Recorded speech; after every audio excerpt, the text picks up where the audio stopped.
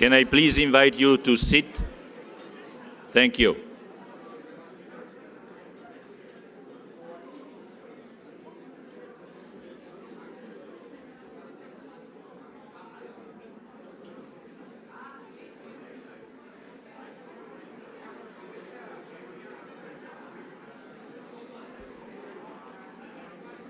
Should we begin? 1 minute.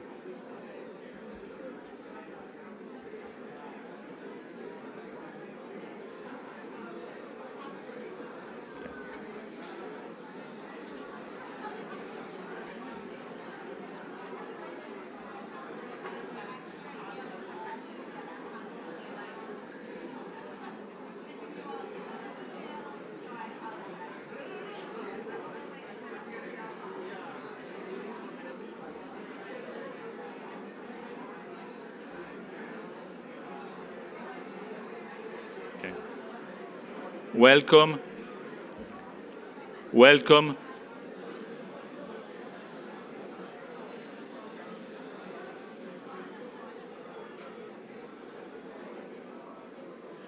The coffee break was shorter, I understand. We'll have time after. Welcome to our closing plenary. Everything that we live together in these 4 days culminates here. We long to hear the prophetic calls of our 3 distinguished speakers. As a last exception, we want to be very generous. Each speaker will have 20 minutes to summon us. As usual, I will briefly introduce each one of them, all of them together. Now, because of our time limits, we will not have time for questions after their prophetic calls. Our first speaker is Professor Pablo Blanco, professor at the Pontifical Catholic University of Argentina, University of Buenos Aires, and the National University of La Plata. He was also director of Latino America, the Journal of Selam, the Consejo Episcopal Latinoamericano, the Latin American Episcopal Council, as we have heard a few minutes ago, from 2011 to 2015. And he is a regional committee member of Catholic Theological Ethics in the World Church for Latin America. He's a doctoral fellow at the University of Buenos Aires and has a master in social doctrine of the Church from the Pontifical University of Salamanca, and from the University of Buenos Aires, the degree of Magister in Public Administration and degrees in Higher Education and Political Science. His main research interests are at the intersection between moral theology, political theory, and political ethics. Professor Emmanuel Catongole is Professor of Theology and Peace Studies at the University of Notre Dame in Indiana, United States of America. He earned a PhD in philosophy and a Master's in Theological Studies from the Catholic University of Leuven. A Catholic priest ordained for the Archdiocese of Kampala, Uganda, Professor Catongole joined the University of Notre Dame in 2012 as a faculty member of both the Kroc Institute for International Studies and the Theology Department. Prior to that, he served as Associate Professor of Theology and World Christianity at Duke University, where he was founding co-director of the Duke Divinity School Center for Reconciliation.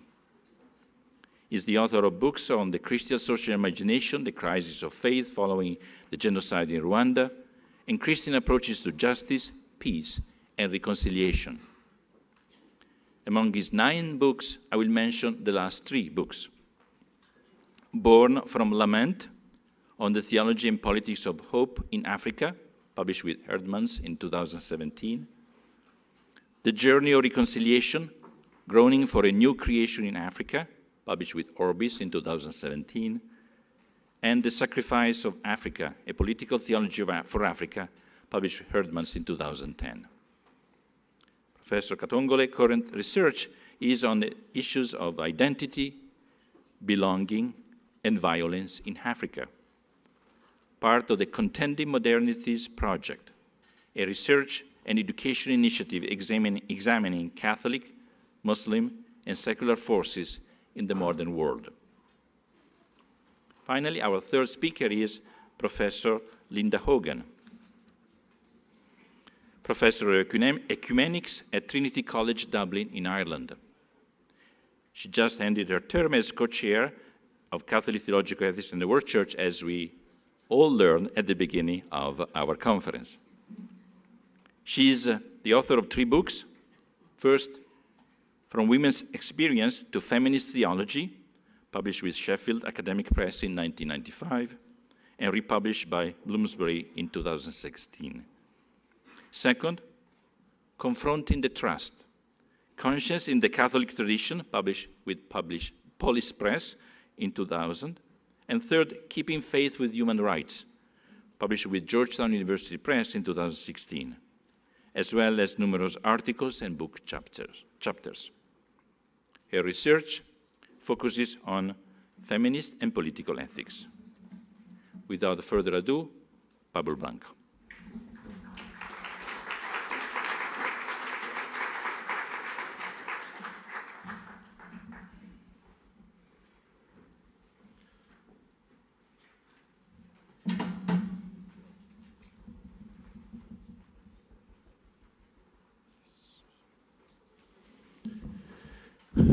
Estimados colegas, buenas tardes.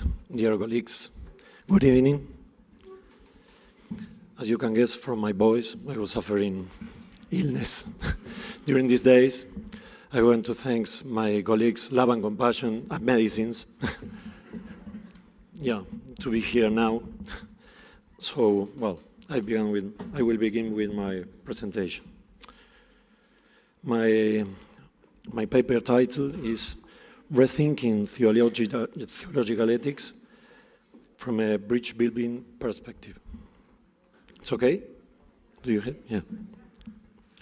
Well, in light of these days, it is clear for me that theological ethics approach to reality should not consider only to extend an ethical view over the world, but to try to find out how much God is present in reality, even if just seminally.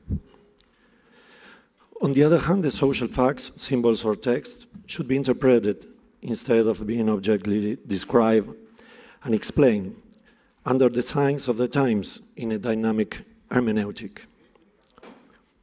The need of a new theological praxis rises clearly, thus bringing together theory and practice in the field of reality, action and contemplation, teaching and studying, pastoral and theology. It is not about theology becoming praxis. It is about a new theological praxis, the possibility of reading praxis in new categories and theological keywords.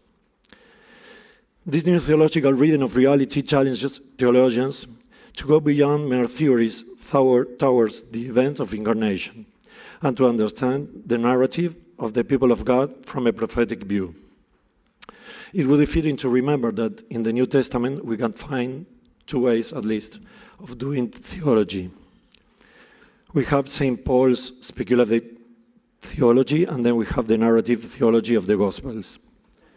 There is a philosophical speculation typical of the Hellenist culture and of Paul, and there is a historical account proper of the biblical tradition. As time went by, theology was systematized and organized in treatises, and Paul's speculative theology turned out to be more determinant than the narrative theology of the Gospels. We learn more about the theology of redemption preached by Paul than about Jesus' testimonial and prophetic presence. Between the speculative and narrative theology, Pope Francis forges a pastoral theological option, what I call a bridge-building theology between them, like Puebla's document calls a pastoral vision of reality, Puebla's Bishop Conference of 1979. Thus, the purpose of theological ethics could be to approach the social historical situation from an understanding made in faith and a prophetic view. As St. John Paul II points out, quote, the theological dimension is needed both for interpreting and solving present-day problems in human society, end of quote. So, the challenges for a bridge-building theological ethics are, from my point of view, to address theological places and dimensions, to expose many ongoing actions aimed at transforming reality, many of them peripheral or non-hegemonic, like Youth for Peace, for example, to express the grammar of simplicity by a simple way of teaching, writing, and speaking, and to discover the seeds of the word, evangelical values underlying, that shows God's whispering presence. I will now try to describe briefly 4 theological praises: history, people of God, culture, the poor, and 3 dimensions we can recognize: a Marian dimension, a missionary discipleship dimension, an epistemological dimension. History as a theological place. As said in Medellin, 1968, we are commemorating 50 years of this Latin American Bishops' Conference. People and their communities are inserted in economic, human, historical systems, and institutions crystallize in unfair structures, quotations. What St. John Paul II denounced as, quotation, a world subject to a structure of sin. We have talked about this during this morning. This assertion is reinforced by Pope Francis, quotation, it is the evil crystallized in unjust social structures. We cannot be the basis of hope for a better future. End of quotation. But God shows himself and continues to act for human salvation. The event of incarnation is not a limited and isolated event in history. This Christological settling reminds the Church that is Church in the world, as incarnation reminds that Christ and history become Word. A bridge-building theological ethic commits with a historical fulfillment of the divine plan.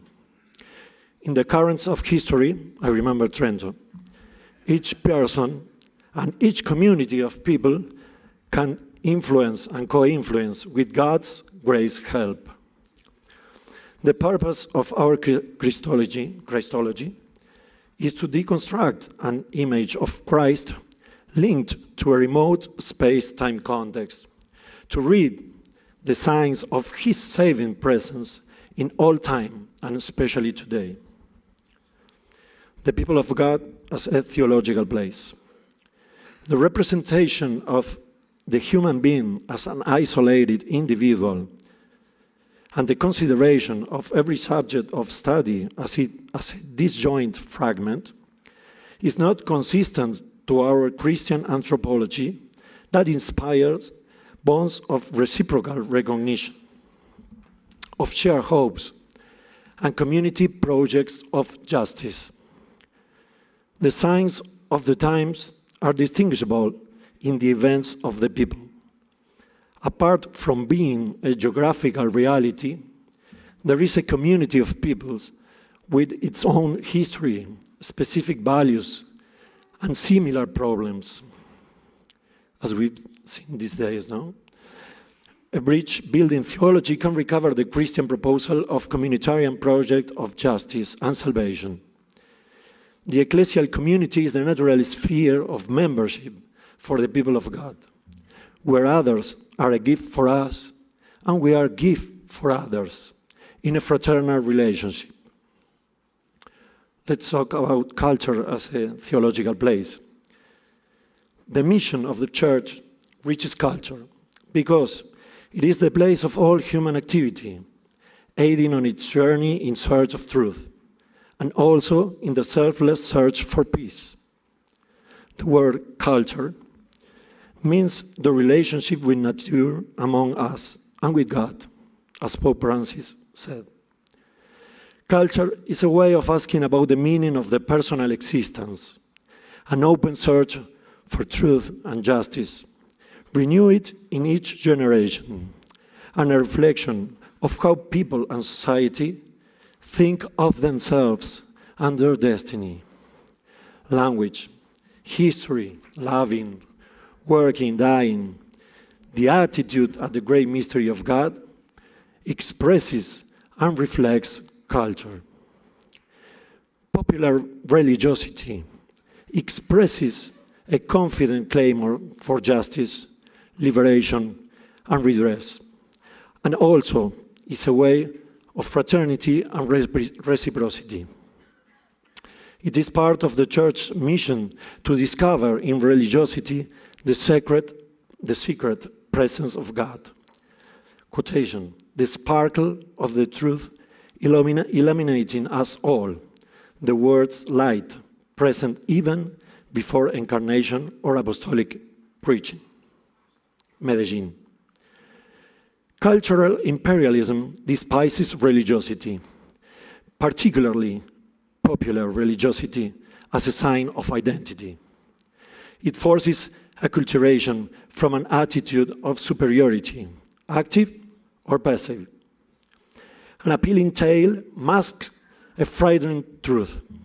Many Christian values around the world are disappearing due to the overwhelming influence of cultural colonization and globalization.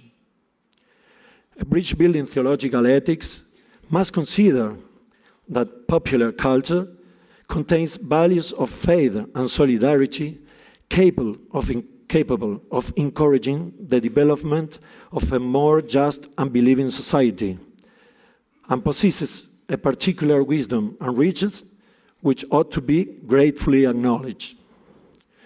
We should encourage theologians to discover these valuable roots and set them wings. The poor as a theological place. God shows himself and love, especially those who are forgotten and looked down on.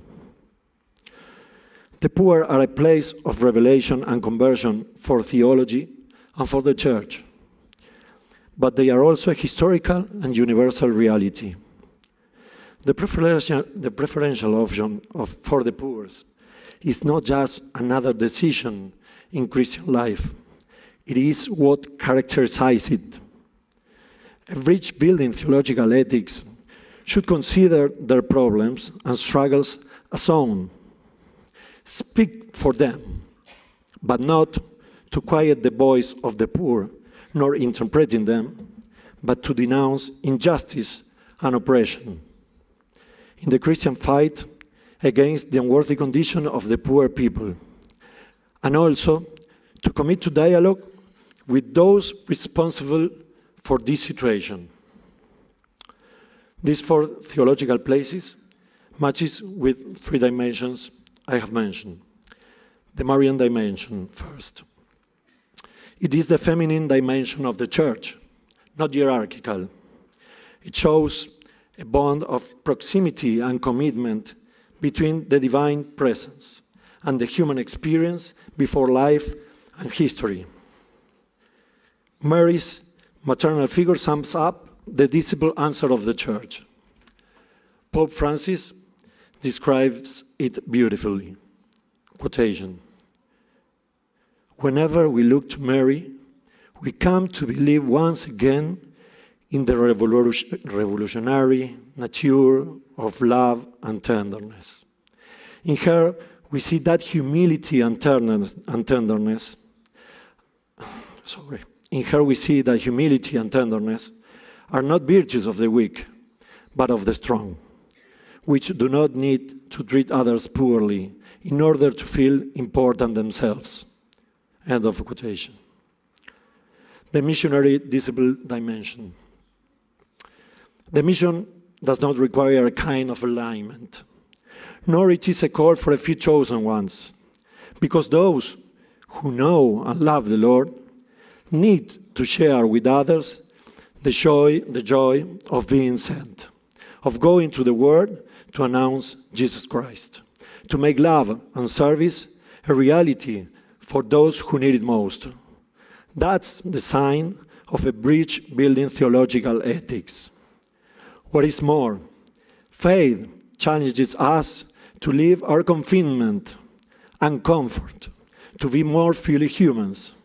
Faith sets us free from isolation because it takes us to communion. There is no discipleship without communion. Being disciple and being missionary go hand in hand. The discipleship cannot be considered apart from the mission. Being disciple is being missionary. The epistemological dimension. As social issues are complex, answers should be considered from a multiple lenses perspective. Historical, memories and forgetfulness, political, structures change, citizen engagement with the public space, economic, financial system, fair trade, social, poverty, gender issues, cultural, interculturality, globalization, ecology, theological, religion and society, faith and reason, among many others. The purpose of addressing the complexity of the social issues is to avoid naturalization, trying to give relevant, timely, and fruitful answers according to a bridge-building epistemological attitude. My final reflections. We are an open learning community which works through cooperation based on dialogue, sharing projects and actions with other colleagues and institutions committed to transformation of reality. Networking is our sign of recognition. We encourage the study, teaching, and researching from a brand new theological ethics, entering into dialogue with culture, communities, and institutions. We believe in bridge-building ethic. It is not a pragmatic ethic guided by the urgency of consensus or convenience, neither utilitarian nor individualistic, that rules out opportunities for deep social transformations. All our efforts have only one destination: the transformation of unjust realities of many brothers and sisters who inhabit our continents. Ideas disconnect from reality lead to idealism and nominalism. As Pope Francis stated, no amount of peace building will be able to last, nor will harmony and happiness be attained in a society that ignores and pushes to the margins or excludes a part of itself. According to our theological experience, proposals always run in a different way in each place and context. But there is something that we believe is essential to all the experience that we appreciate. They are always under the logic of communion and the living presence of Jesus among us. We want to offer an unprecedented answer from the different expressions of the Church. For us, harmony is not uniformity. Unity is not just consensus. Diversity is not chaos, and pluralism is not inconsistency. However, our strength is not only this communion. Each project and action is done with others too. We discover ourselves as brothers, and we invite others to join us. Furthermore, the Holy Spirit that renews all things also renews our vocation for peace and justice under the sign of communion and mercy, to go out to men and women of today and offer them a concrete sign of mercy. Finally, as a conclusion of these days, I would like to raise a humble Sarajevo manifesto as a green balloon that Gustav Kovacs recognized. This message wants to be that green balloon with a message that I wish to touch our minds and hearts. We say no. No to an economy of exclusion and the new idolatry of money. No to a financial system that rules rather than serves. No to the inequality that spawns violence. No to spiritual worldliness. No to surrender at cultural imperialism and the tragic banality of political leadership in too many countries. And we say yes to a new relationship brought by Christ. Yes to safeguard human dignity and creation. Yes, to the challenge of a missionary discipleship and a renewed inculturation of faith. Yes, to the recognition of popular religiosity richness. Yes, to join men and women committed to truth, justice, solidarity, and peace. In summary, we say yes to a bridge building theological ethics. Thank you.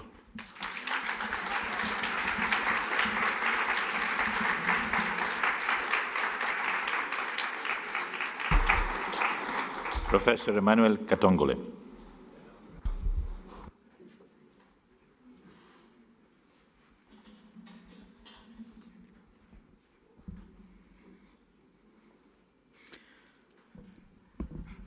Thank you, Andrea. I would like to thank the organizers of the conference for giving me this opportunity to offer a few closing reflections. In the email inviting me to be on this panel, Christine invited me to reflect and throughout the whole conference to listen so that I would be able to reflect on the spirit of the conference, of what I would have heard in this conference, and at the same time to offer a call to action as we move forward. So I will try to do so under 7 convictions. 7 convictions of an emerging prophetic theological ethics in our time. And I hope you all will be able to recognize a lot of the themes that have been discussed at this conference, at the same time be able to embrace this call to action. So 7 convictions that are emerging.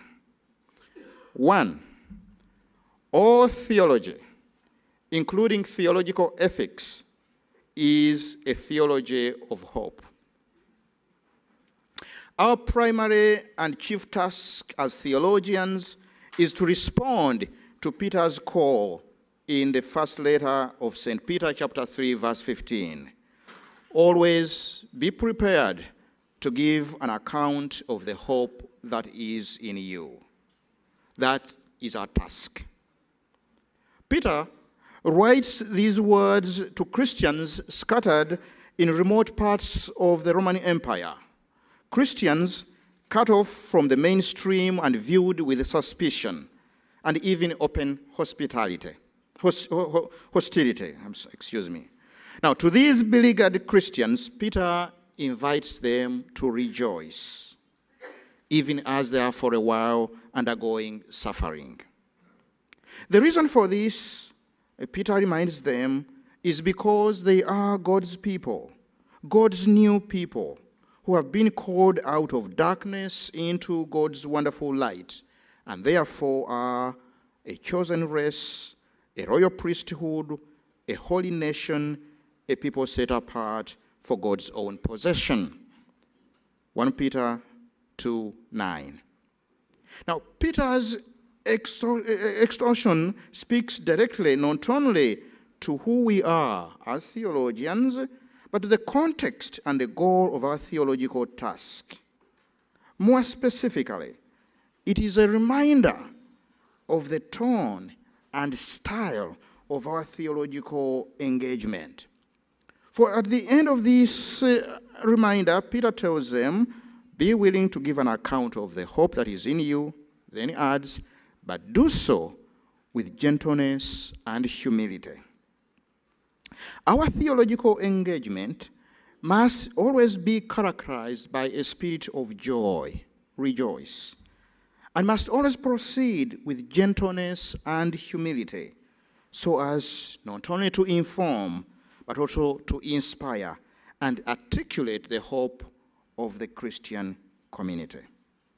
Conviction number 1, all theology, our task is to give an account of hope. 2, everything is interconnected, and so the task of bridge making.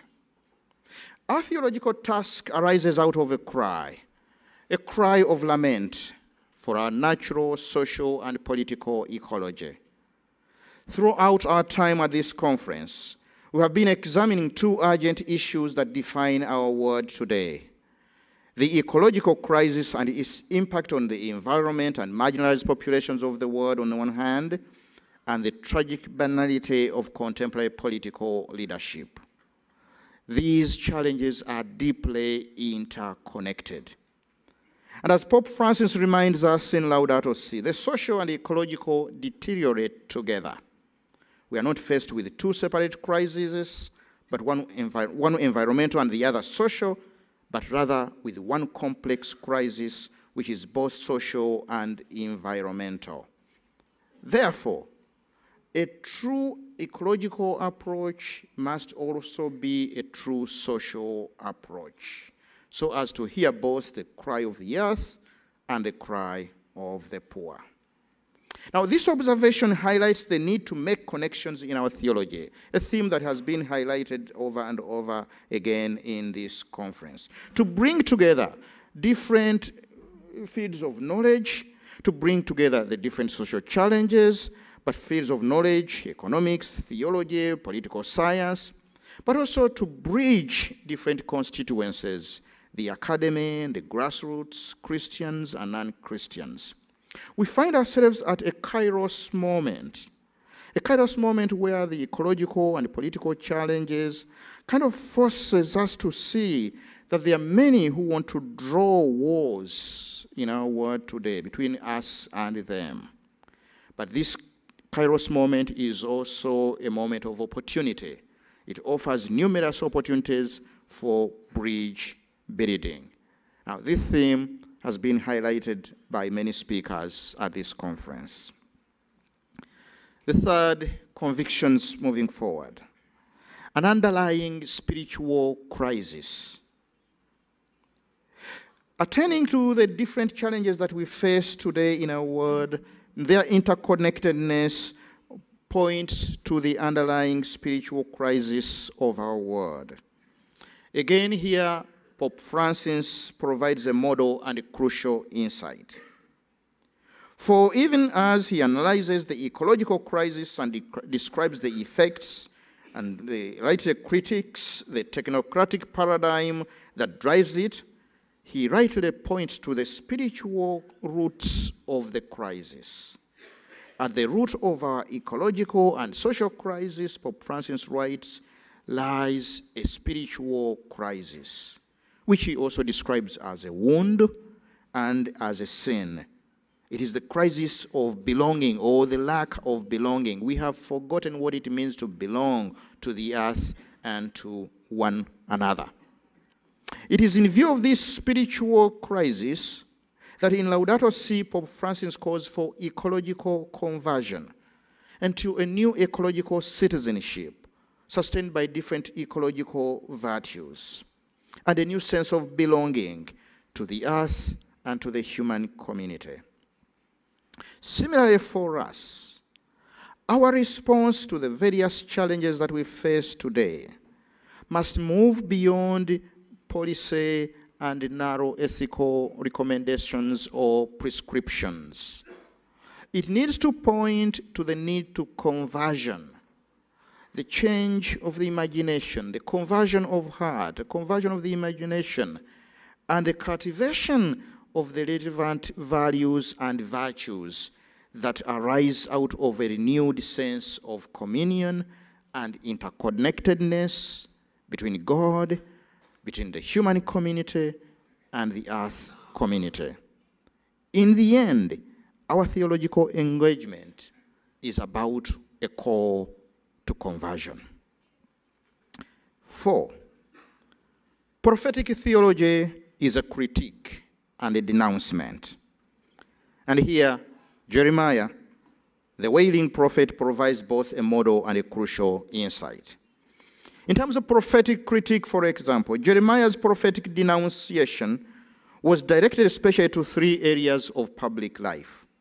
First, to political life in general and the institutions of public life, which are built on lies and greed And in this connection, Jeremiah has very sharp words to the leaders who have grown powerful and rich and fat and sleek on the backs of the poor.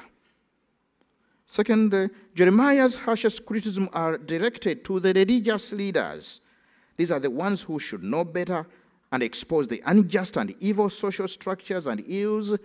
Instead, and quote, the prophets have become wind and the word is not in them, end of quote. They profile falsely, they participate in the social same wicked ways and offer consolations and empty promises of peace and peace where there is no peace, therefore dealing lightly with the wounds of my people.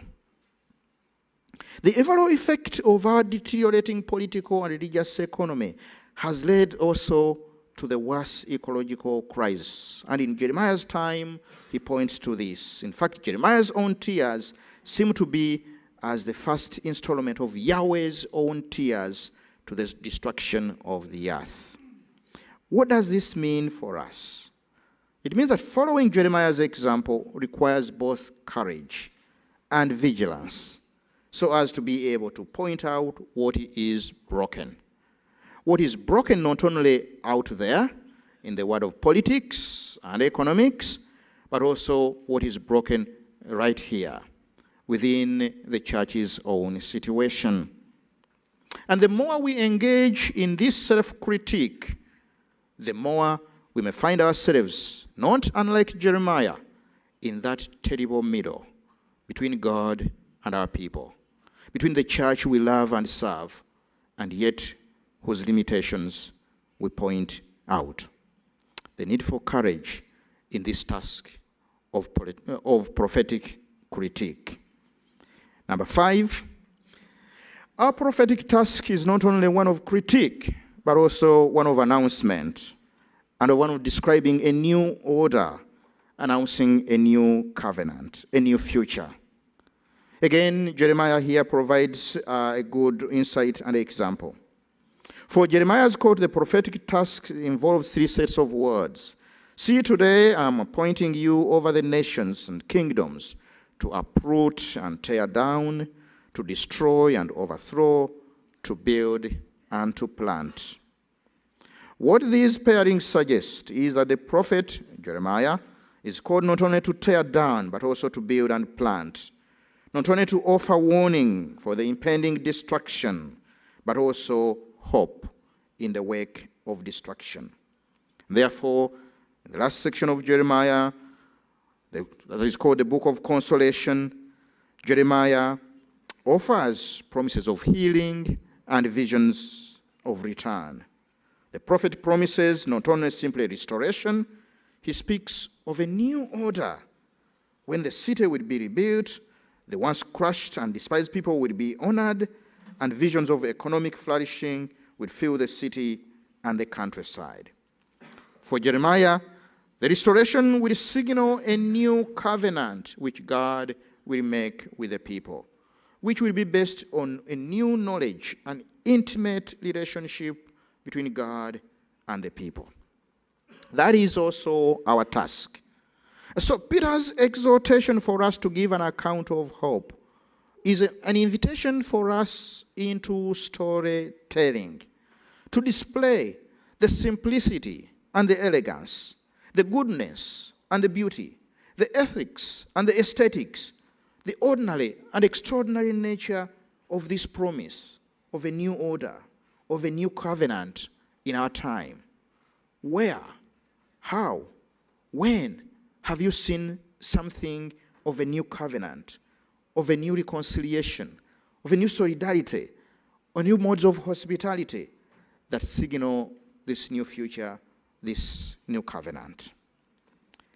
Number 6, an invitation into a new kind of knowledge, into a new kind of theological ethics. Wendell Berry, the American agriculturist and social critic, writes, "We are talking here not just about a kind of knowledge, but knowledge that involves affection, a kind of knowledge that comes with affection, knowledge that is unavailable to the unaffectionate, and that is unavailable to anyone as what is called information. This is in an article entitled, "Out of Your Car, Off Your Horse." What Wendell Berry means by this knowledge is that this is not detached knowledge, but is knowledge as action and advocacy. The kind of knowledge that is born in and through struggle with and on behalf of the poor and marginalized of history. David Tracy is right. All theology is a form of political theology, is a form of engagement. For as he and others note, the suffering in the world, quote, drives the Christian not to further theological speculation, but to the cross and to the memory of the suffering and the struggle by, for, and with others, especially the forgotten and marginalized ones in history, end of quote. Therefore, giving an account of hope is an invitation not into more armchair theological accounts of God, but theological engagement on behalf of and with the crucified peoples of the world. Number 7, we need bold action. The challenges we face are immense and broad. The dignity and lives of millions of people are threatened, as is the very future of our planet. Our playing small does neither serve us nor serve the world. The challenges, therefore, we face call for what Pope Francis calls a bold cultural revolution. And yet, as Wendell Berry suggests, we must learn the discipline of think little, which, according to Wendell Berry, is a commitment to action in concrete and local ways. For as he rightly notes, properly speaking, global thinking is not possible. Unless one is willing to be destructive on a very large scale, one cannot do something except locally in a small place. Thus, for Berry, in order to make sense of the planet, you must make ecological good sense locally. I quote, "If you want to keep your local acts from destroying the globe, you must think locally." Thinking and acting locally is what keeps work within the reach of love. That is think little, according to Wendell Berry. But think little is Wangari Maathai, the first African woman Nobel laureate, who started working with local women to plant trees to address the challenges of firewood. Her efforts led not only to a civic movement that eventually brought down Daniel Arapo's Moi dictatorial regime, but her Green Belt movement has to date planted over 51 million trees. Think Little is the Catholic Youth Network for Environmental Sustainability in Action, started by young people in Kenya, now has chapters in 9 countries in Africa, and provides a platform for networking for young people to address the challenges of environmental degradation and climate change. Think Little is Father Bernard Kimvi in the Central African Republic, who welcomes Muslims in his mission compound and hospital during the civil war that pitted Christians against Muslims. Think Little is Josephine Kiza, a woman in Uganda, who with her husband started with 3.5 acres of land and now trains rural communities in the simple theology of integral ecology. Feed the land so that the land can feed you. My dear friends, we are surrounded. We are surrounded by a great cloud of witnesses.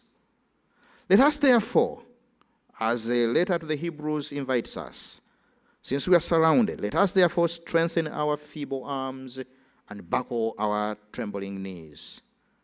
Let us be prepared to give an account of hope in our beleaguered world, responding to Peter's exhortation to give an account of hope is a call not only to tell the stories of these many witnesses around the world, stories that give us hope. It is an invitation for us to join them in their marathon, in their struggle, in the revolution of hope. And as Jim would say, let us go forth and walk with moral purpose. Thank you very much.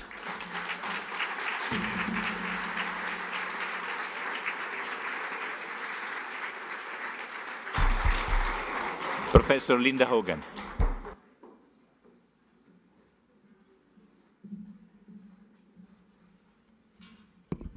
Thank you very much, and thank you to my fellow panelists for such inspiring presentations. My paper this afternoon is called Vulnerability, an Ethic for a Divided World, with a question mark. So our conversations over these last 4 days have analyzed the immense and growing challenges facing humanity, from populations fleeing violence and poverty to environmental degradation and destruction. And we've also noted with regret and alarm the impoverishment of political discourse, the assault on political institutions, and the absence of political leadership.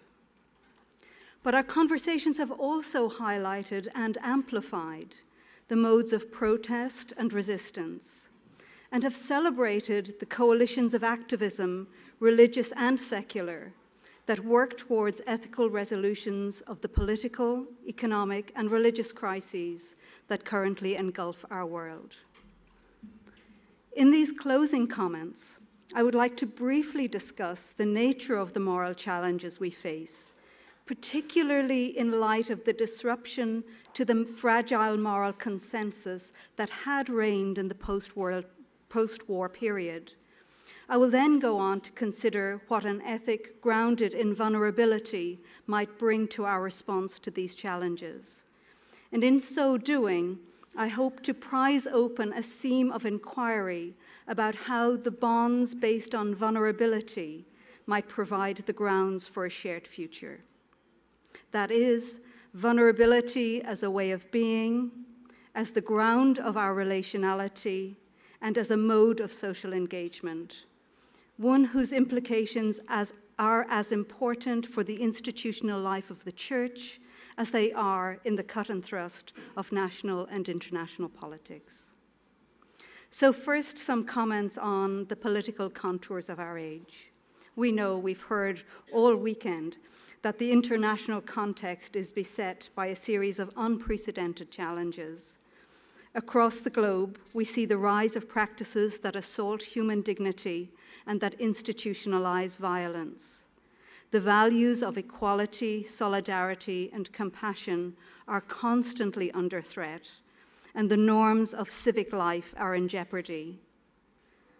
The politics of identity has returned with force, enacting a destructive and contagious dynamic characterized by ethno-nationalist tribalism and racism.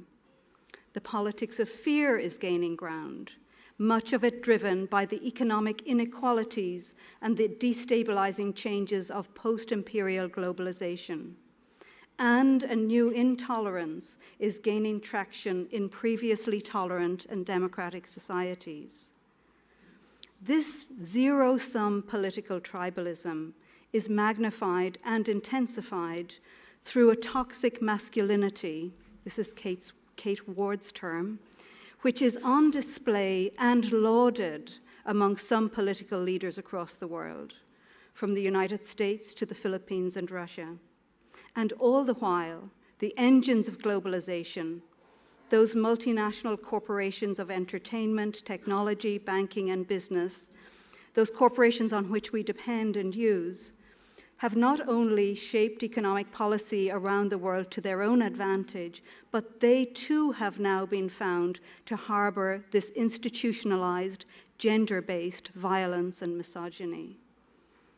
Nor are the multilateral institutions and NGOs who work to promote social justice and conflict resolution immune from these forms of institutionalized violence. Oxfam, UNICEF, and other justice-oriented institutions, including the UN, have also permitted and ignored the abuse of power, thus undermining much of the important work they do to protect the vulnerable. And as we all know, the Church too has had more than its share of crises as a result of its particular forms of institutionalized violence. That is, violence particularly against children and women, reinforced by an endemic sexism and homophobia, and supported by codes of silence that mistakenly conflate loyalty with integrity. And of course, the everyday sexism that we see on display all of the time in church and church-related organizations, and that we have had to encounter and address and deal with also in this conference. Yet, in the midst of these challenges are the voices and practices of protest and resistance.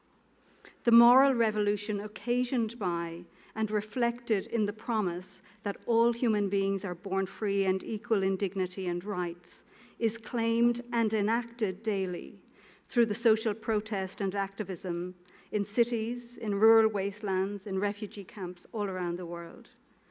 Moreover, the #MeToo campaign, notwithstanding all of its limitations, has not only revealed the extent of the hidden epidemic of sexual violence, but it has also insisted that time's up, time is up, for the individuals and institutions who wield their power unethically, or who condone, ignore, or conceal such abuses of power in church and world. Second part, the moral order disrupted.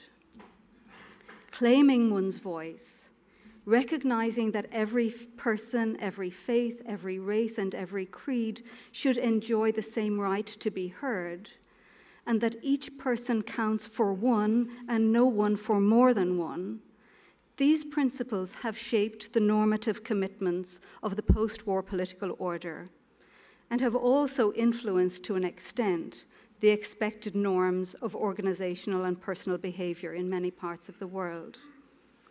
However, a historical and political analysis of the last 70 years reveals that these normative commitments are honored more in the breach than in the observance, and are oftentimes granted only to those who are like me.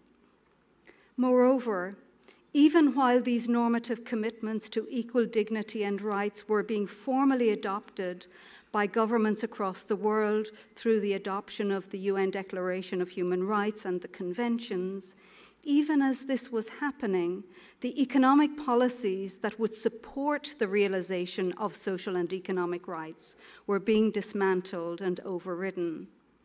As Samuel Moyn notes in his recently published Not Enough, Human Rights in an Unequal World, instead of the global justice that was initially bound up with the post-war ideal of human rights, market fundamentalism triumphed, and human rights were cut off from the dream of a globally fair distribution.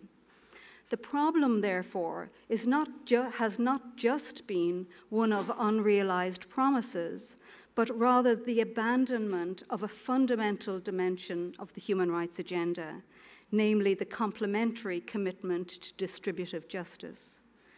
And therefore, there has been a hollowing out of human rights values by market fundamentalism. Indeed, we see the disquiet and fury that this has engendered in communities across the globe, whose social order has been disrupted and whose livelihoods have been destroyed. The fundamental failing of the post-war human rights-oriented order, therefore, lies in the fact that while it may have left the globe more humane in terms of a formal commitment to equality of dignity and respect, it has also left it enduringly unequal.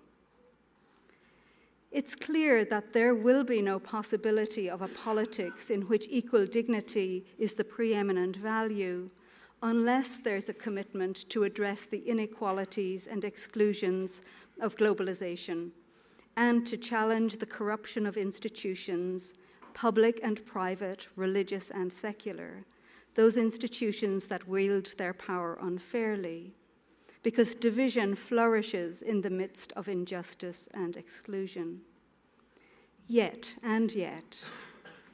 even amongst the harshest critics of globalization, including amongst many who have been badly failed by this order, there still remains an inchoate belief, I think, that all human beings as individuals are equal, and that this continues to be held even if it's not always articulated.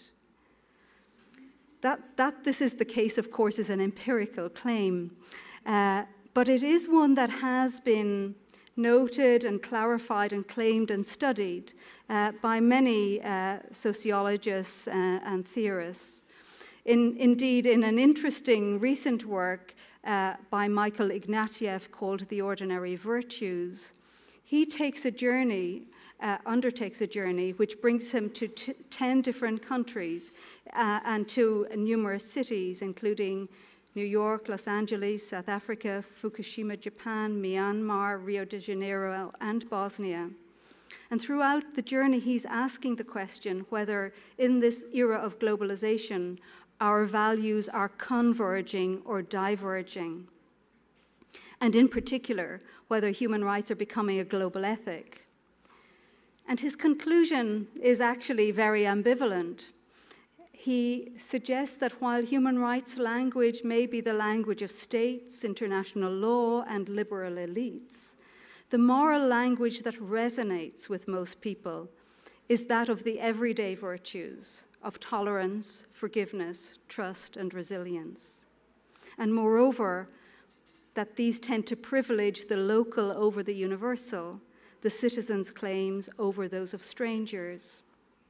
Nonetheless, his further engagement in these diverse communities on every continent also reveals that the commitment to equal dignity and respect is still now deeply embedded across the globe, even if in this new moral era, the struggle for equality has produced a clamor, sometimes violent, for recognition and acknowledgement, and that it retreats to loyalty to one's own when threatened. So, the question of an ethic of vulnerability. So the idea of individuals sharing in equality of dignity and rights represents an important evolution in the articulation of our moral commitments, a breakthrough of conscience, if you will. And it persists even when economic forces conspire to undermine it, and when populist leaders agitate against it. It's not surprising, then, that this ideal is sometimes sacrificed for or displaced by local or tribal interests, especially in times of instability, when individuals and communities experience a heightened sense of vulnerability, whether real or imagined. This vulnerability is usually associated with fear and violence, and it often becomes the catalyst for a politics of extremism and exclusion that demarcates the boundaries of community in opposition to other comparably vulnerable individuals and groups. So the question is whether these experiences of loss and vulnerability, which are often marshaled to refute and resist the politics of inclusion and the ideals of a shared future, and which are exploited in the service of dividing communities, whether these experiences can become the creative ground on which a new sense of political community can be established. Or to put it another way, can we reimagine the possibility of community, including political community, on the basis of our shared vulnerability? Human beings share an ontology that is grounded in vulnerability. It's tied, of course, to our embodiment, to our vulnerability as embodied agents, our dependency as subjects from infancy to old age. It's connected to the general reciprocity or interconnectedness of social life. And it also accounts for the precariousness of all of our social and political institutions. Despite our differences, Judith Butler argues that it is possible to speak of a we because we have all lost, and because each of us is constituted politically in part because of the social vulnerability of our bodies. So vulnerability, loss, grief inevitably arise from our embodiment and underscore our essential interdependency and relationality. However, vulnerability doesn't stand in opposition to autonomy, but rather it qualifies and reorients it.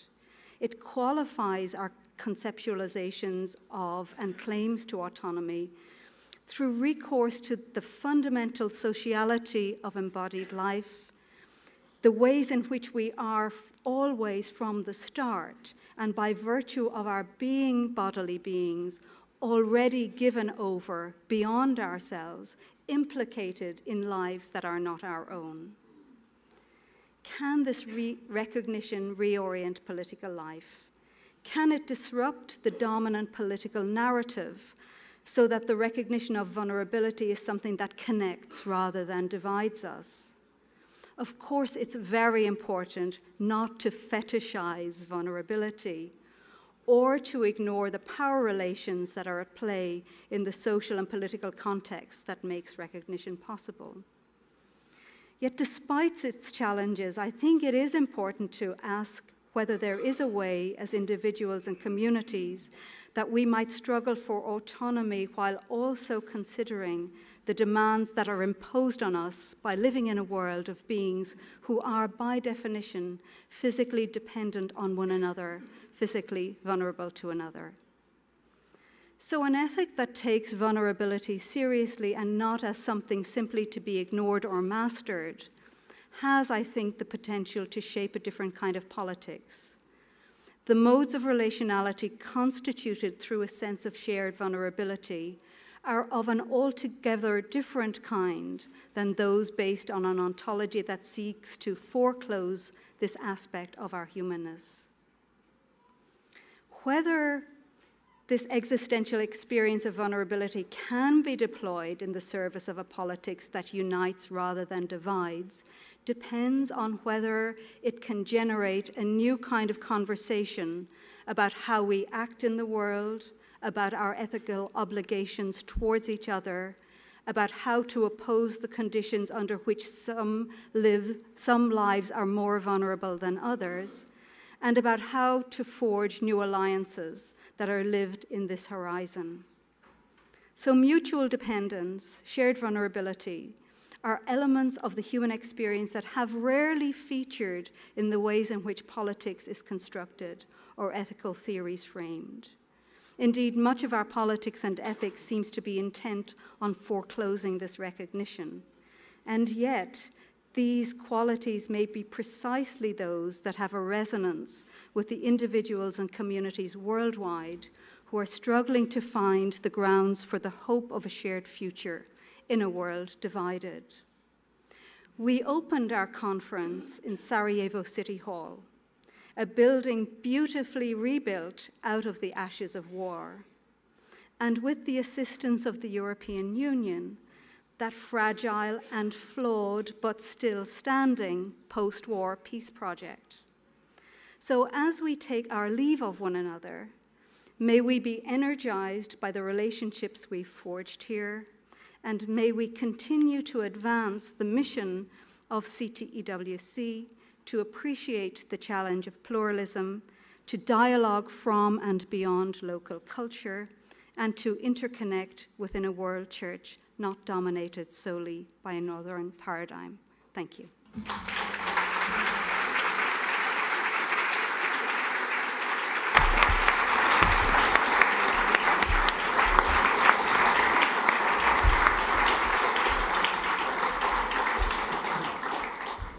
Professor Pablo Blanco called us to a bridge-building theological ethics. Professor Katongole invited us to a hopeful and bold prophetic theological ethics.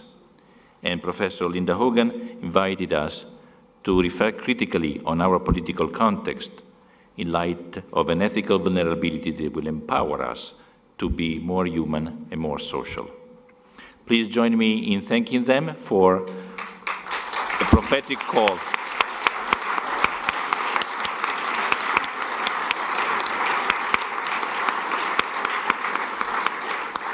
We could say that we could start again our conference with their prophetic calls.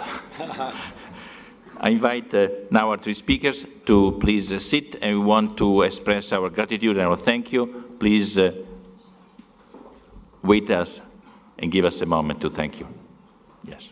Saji, I invite you to come here with Christine, please.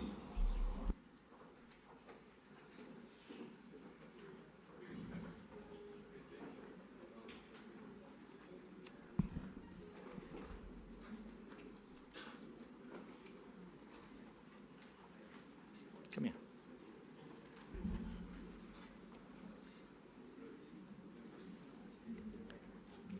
We are here today because of the work of many among us. Their discreet and faithful dedication deserves our praise. We want to express our gratitude to them. I ask you to hold your applause until each one of us has ended our expression of gratitude. CTEWC helped many of you to obtain your Bosnian visas by mediating with the Bosnian Foreign Ministry. We are very grateful for your patience and competence. The travel agency CTEWC accompanied many of you in flying here. We are very grateful to Paolo Pegoraro and Diana Canale in Padova, and Sabrina Tosato and Enela Cardin, who came here in Sarajevo to help you. They wanted to see your face and hear your voices. It was not enough for them to read your email messages. They continued the work done in the previous month by their colleagues Angela Taffarello and Giovanna Milani. John Quinn and the Italian duo Paul and Gigio graciously welcomed you at the airport from early morning to late night on July 25th and July 26th. Brian Fleming kindly helped John on July 24th when the Indian duo was stranded in the midst of Europe. Yumi Quinn and Gina Wolf very efficiently assisted the planning committee team at the registration desk. Before the beginning of the conference, Victor Carmona very kindly helped us to be ready for the registration process. About the sponsored housing, we are grateful to Goran and the group of seminarians at the seminary. Here at the school, thank you to Father Mario Kozic for being very hospitable, and to Maria Pregernik for accompanying us very attentively in organizing the housing and the whole conference location. And to Sister Antonia and her dedicated staff for welcoming you and for their hospitality. At the Hotel Astragarni, Sanela and Ivanka kindly hosted you. Finally, our conference has been possible because of the many generous donors. Many of our donors are listed in the back of our program. Many more are anonymous. We are very grateful for their generous support. And I want to thank you again, Jim Keenan and Antonio Tiero, for their exceptional work in finding support for our conference here in Sarajevo.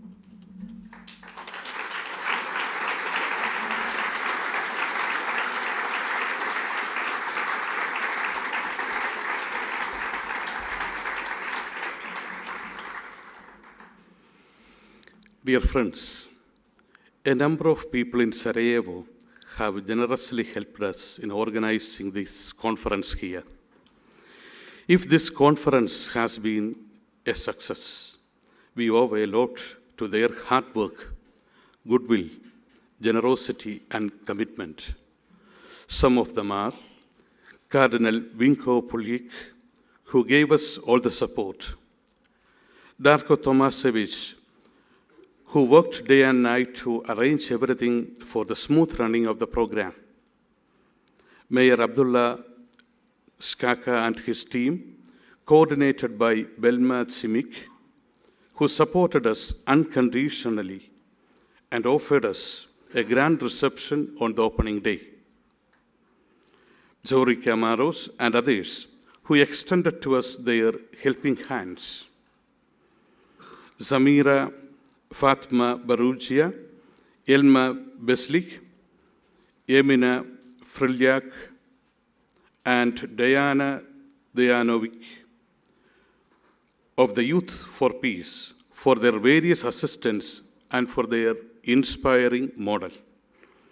You all made our conference and our stay here a great experience of hospitality and friendship. Thanks to you, we have beautiful memories of Sarajevo, this great city, and a great example of bridge building. We also thank Dr. Karsten Dummel and the Konrad Adenauer Stiftung and Elvis Konzig for their generous support. We are grateful to all of you. On behalf of the Planning Committee and all the participants, a big thank you.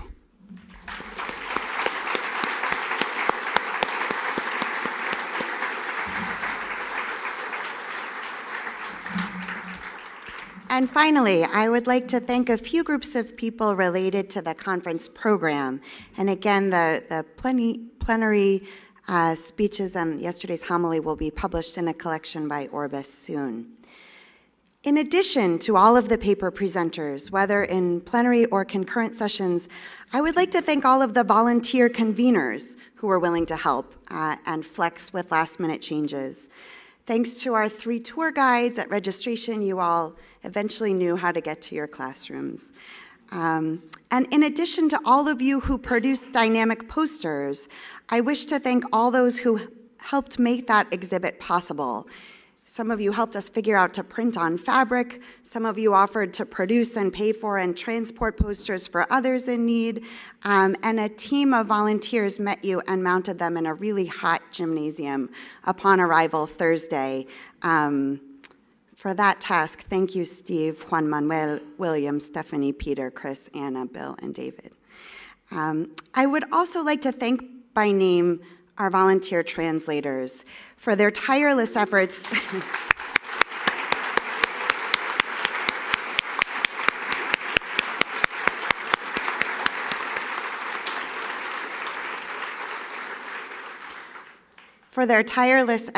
to make every plenary session accessible. Bianca Pradalesi, Paul Tang, Anacletus Chukwemeka Nzewihi, see I need them now, Brian Fleming, Luke Murphy, Arturo Balaguer, Michele Mazzeo, and Toussaint Kafahire. And I don't think they're still here, but I'm really grateful to Adnan and Amir in IT who've been helping all weekend. Oh, good, you're here.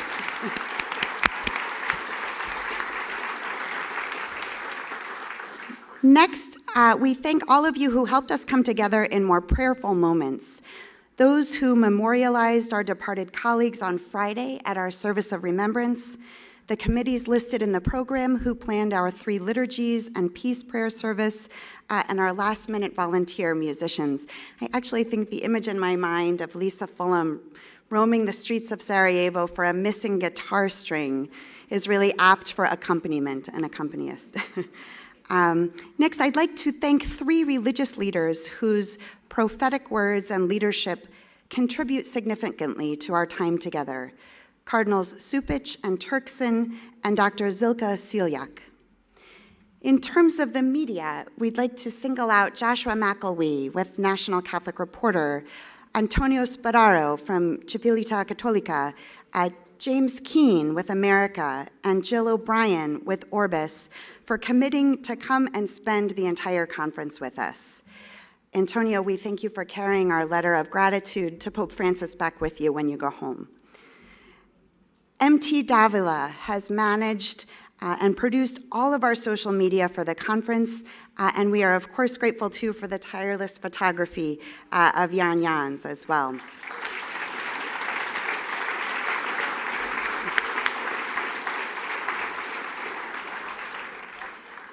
Beyond programmatic and financial support, we'd also like to thank all of the family members and communities of support making your participation here possible. I know the conference planning and execution would not have been possible without my own. Moving forward, we are grateful to all those regional leaders who planned and facilitated the 2 continental conversations.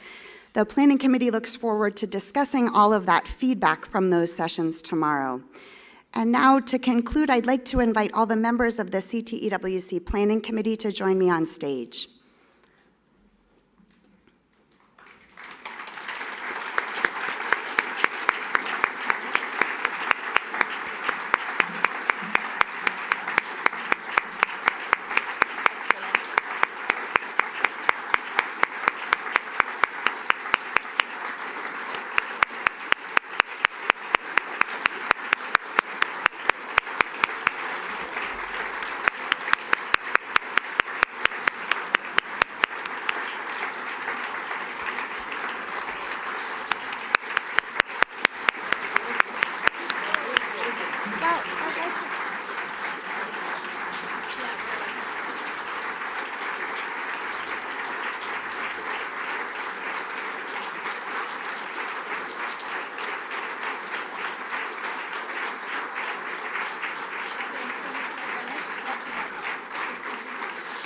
Okay, just to introduce them all to finish, in addition to Shaji and Antonio, thank you for your work over the years and leading up to Sarajevo, to Agnes Brazal, joining Shaji in the Asian region, Emil Sakuda in Latin American region, Sister Ann Aching and Elias Omondiapongo from the African region, Roman Globokar and Antonio Otiero from the European region, and steadying this ship since Padua, and she's not leaving with them, Tony Ross from the United States.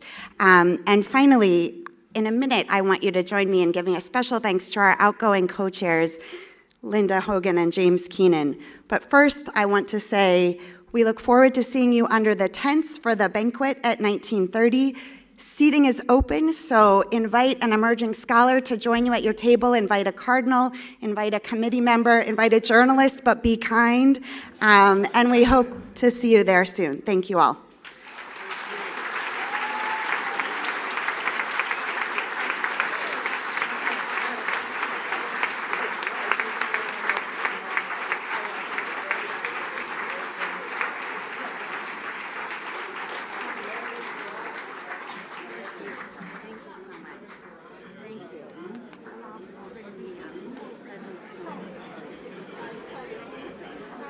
I said that was beautiful. Thank you so much for your final lettering. I